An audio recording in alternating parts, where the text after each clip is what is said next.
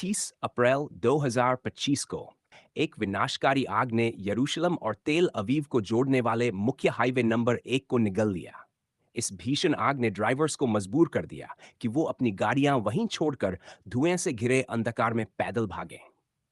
ये किसी फिल्म का सीन नहीं था, बल्कि हकीकत थी। यरूशलेम के पश्चिम में भड़की अब तक की सबसे भयानक जंगल की आग। कुछ ही घंटों में आग ने रफ्तार पकड़ ली और कई इलाकों को अपनी चपेट में ले लिया। 10 से ज्यादा गांवों के 10,000 से अधिक लोगों को अपना घर छोड़ना पड़ा।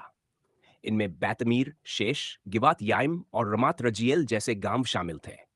लोग केवल अपने बदन पर कपड़े लेकर भागे और फायर फाइटर्स आग पर काबू पाने की कोशिशों में लगे रहे। इतना ही नहीं, अटानी मानसिक स्वास्थ्य अस्पताल को भी खाली करवाना पड़ा और इस अफरा तफरी में 2 मरीज लापता हो गए। घना काला धुआं यरूशलेम की फिजा में भर गया, जिससे वायु प्रदूषण खतरनाक स्तर पर पहुंच गया। हाईवे नंबर 1 जैसी प्रमुख सड़कें बंद कर दी गई, जिससे ट्रैफिक और राहत कार्य दोनों प्रभावित हुए। दिन के अंत तक आग ने 17 वर्ग किलोमीटर से ज्यादा क्षेत्र को खाक कर दिया। जंगल, खेत और प्राकृतिक संरक्षित क्षेत्र सब कुछ जलकर राख हो गए। तेज हवाओं की वजह से, जिनकी गति 50 किलोमीटर प्रति घंटे से ज्यादा थी, आग ने सूखी झाड़ियों में बिजली की तरह फैलना शुरू कर दिया।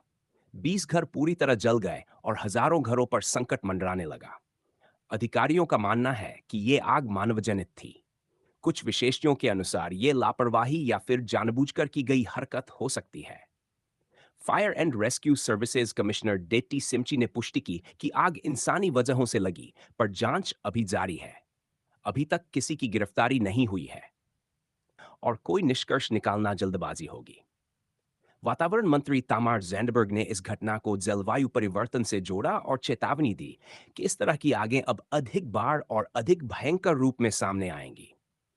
स्थिति नियंत्रण से बाहर होती जा रही थी, इसलिए इजराइल सरकार ने राष्ट्रीय आपातकाल घोषित कर दिया। एक 120 से अधिक फायर फाइटिंग टीमें और सेना की विशेष रेस्क्यू यूनिट्स को तैनात किया गया। 12 फायर फाइटिंग विमान लगाए गए और इटली व क्रोएशिया ने मदद के लिए अपने विमान भेजे। हालांकि ग्रीस और साइप्रस ने सहायता देने से इनकार कर दिया। राहत कार्य मुश्किल था, क्योंकि धुआं और राख ने विजिबिलिटी बेहद कम कर दी थी। कई सड़कों पर पहुंच पाना नामुमकिन हो गया। मेडिकल इमरजेंसी यूनिट्स को पूरे क्षेत्र में तैनात किया गया ताकि प्रभावित लोगों को तुरंत मदद मिल सके। कम से कम 20 लोग घायल हुए। ज्यादातर को धुएं की वजह से सांस लेने में तकलीफ या जलन हुई। बुजुर्गों और बच्चों की स्थिति सबसे ज्यादा चिंताजनक थी।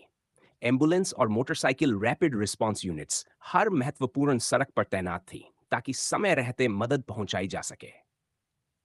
कुछ लोगों को तो अपने घरों में ही शरण लेनी पड़ी, क्योंकि बाहर निकलना संभव नहीं था। इस आग ने सिर्फ लोगों के घर नहीं जलाए, बल्कि जंगलों, वन्यजीवों और पर्यावरण को गहरा नुकसान पहुंचाया। यरूशलेम हिल्स की वन संपदा, जहां कई दुर्लभ पेड़ पौधे और जानवर रहते थे, राख में बदल गई। पर्यावरण मंत्रालय ने प्रदूषण के खतरे को देखते हुए लोगों से घरों में ही रहने की अपील की, खासकर उन लोगों से जिन्हें सांस की दिक्कत थी।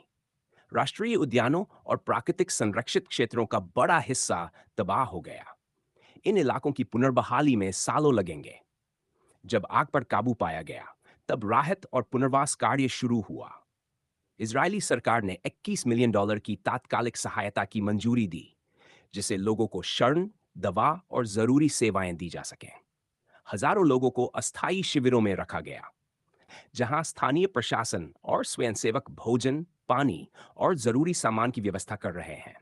लेकिन विशेषज्ञों का कहना है कि पुनर्निर्माण की प्रक्रिया लंबी होगी। घरों और अधोसंरचना को फिर से खड़ा करने में महीनों लगेंगे और पर्यावरण को बहाल करने में बहुत ज्यादा मेहनत लगेगी।